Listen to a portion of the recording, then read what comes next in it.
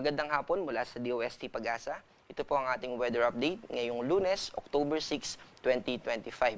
Dahil sa patuloy na paghina ng hanging habagat, ay inaasahan natin na sa mga susunod na oras at araw ay magte-terminate na tayo. Ibig sabihin, ay magre-release na tayo ng statement ng pagtatapos ng hanging habagat. Ibig sabihin ay hindi na makakaapekto sa anumang parte ng ating bansa yung hanging habagat. At after nun, ay mapupunta na tayo dun sa transition. Yung sa transition naman, titignan natin yung mga criteria na meron tayo sa Pag-asa para masabi natin kung malapit na ba o mag-o-onset na ba yung hanging amihan. Ibig sabihin, magta-transition tayo from habagat to transition, eventually amihan. Yung amihan, ito yung hangin na may mababang temperatura na galing sa northeastern part ng ating bansa.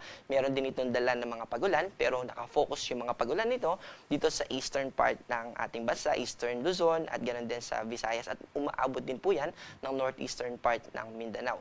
Samantala, patungkol naman sa mga atmospheric systems na nakakaapekto sa ating bansa, meron pong convergence zone. Ibig sabihin, may nagsasalubong na hangin dito sa Sulusi. Kaya naman, kung mapapansin natin dito sa ating satellite image, ay may mga kaulapan tayo na nakakaapekto dito sa Zamboanga Peninsula, ganoon din dito sa Barm at saka sa Soxargen, ganoon din sa Western Visayas. Kasama po dyan yung Negros Island region at dito rin sa Palawan.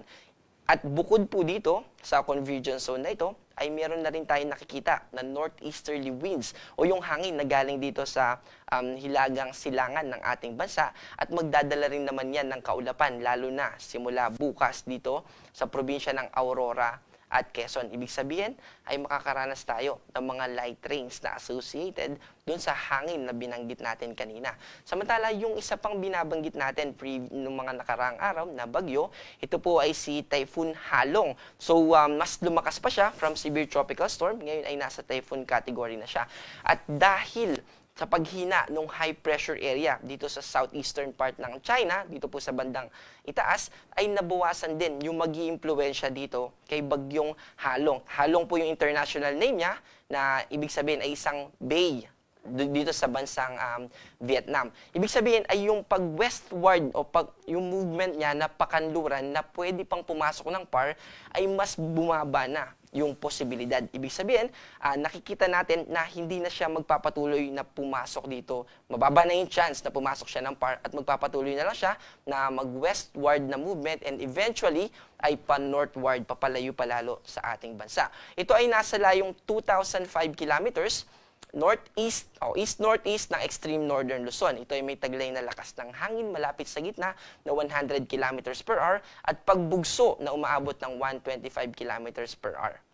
Also, may nakikita din po tayo ng mga cloud clusters. Ito pong mga kaulapan na ito, nakikita din natin dito sa ating analysis na may potential ito na mag-develop into low pressure area. At yung magiging movement niya sa ating analysis ay mag-northwest pa rin ito, at may maliit na tsansa sa kasalukuyan na pumasok ng PAR. After niya mag-northwest ay mag-northward na ito. Pero, again, posible pa po ito na magbago. Kaya manatili tayo na updated sa mga ilalabas pa na issuance and warnings ng Pag-asa.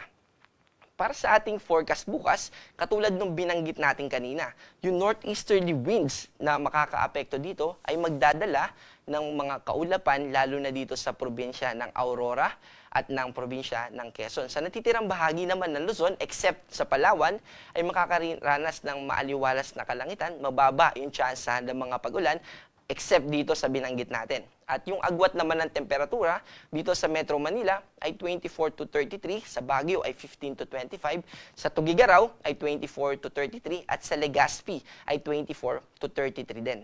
Dito sa Palawan, ganoon din sa Visayas at sa Mindanao, dahil dun sa binanggit natin kanina na salubungan ng hangin. So convergence zone po ito dito sa Sulusi, kaya nananatili na bukas ay magiging maulap pa rin at mataas yung tsansa ng mga pagulan dito sa Palawan, sa Western Visayas, kasama din po dito yung Negros Island region, at ganoon din dito sa Cebu. So yung mga kababayan natin dito sa Cebu na nasa recovery operations, ay posible na makaranas tayo ng mga pag-ulan, pero hindi naman po natin ito nakikita na magdudulot ng mga malawakang pagbaha. So magiging ulap lang po, at yung mga kalat-kalat na pag-ulan ay mananatili na posible. Ganoon din po dito sa western part ng Mindanao, kasama yung northern Mindanao, yung Barm at Soxargen.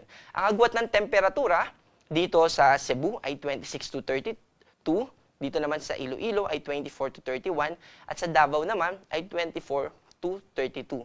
Sa kasalukuyan ay wala rin tayong nakataas na gale warning. Pero gusto nating pag-ingatin yung ating mga kababayan, lalo na kung maliit na sasakyang pandagat yung ating gagamitin. Kapag tayo pumalaot, posible pa rin na umabot ng 1.8 meters yung ating mga pag-alon na pwedeng ma-encounter. Lalo na kapag may mga thunderstorm offshore o yung mga thunderstorm na nararanasan natin kapag nasa karagatan tayo. Kaya mag-ingat po, lalo na kapag maliit na sasakyang pandagat yung ating gagamitin. Para sa ating forecast, dito sa mga piling syudad sa ating bansa, ito po yung 3-day forecast simula Wednesday hanggang Friday. Dito sa Metro Manila, sa Baguio at sa Legazpi ay mananatiling maaliwalas na kalangitan ang ating mararanasan. Mababa yung tsansa ng mga pagulan, pero nandun pa rin yung tsansa ng mga localized thunderstorm. Ito yung panandalian ng mga pagulan sa isang specific na lugar at for a short period of time lang. Ito rin yung mga nararanasan natin. Halimbawa, bumibiyahe tayo, and then makakaranas tayo ng biglang umuulan sa lugar na yon, and then paglagpas naman natin doon, ay hindi naman umuulan din doon sa ating pupuntahan. So yun po yung mga halimbawa ng localized thunderstorms. At ganoon din naman dito sa Visayas, lalo na dito sa Metro Cebu, Iloilo at sa Tacloban. Pero dito sa Mindanao, dahil doon sa convergence zone na binanggit natin kanina, ay mananatiling maulap hanggang sa Wednesday dito sa Zamboanga City. Pero sa natitirang bahagi ng Mindanao, ay nakikita natin na magiging maaliwalas ang ating kalangitan at ang magpapaulan lamang sa atin ay yung mga tinatawag natin na mga thunderstorms. Ang ating araw ay lulubog mamayang 5:41 at muling sisikat bukas ng 5:46 ng umaga. Ako po si John Manalo. Ang panahon ay nagbabago, kaya maging handa at alerto.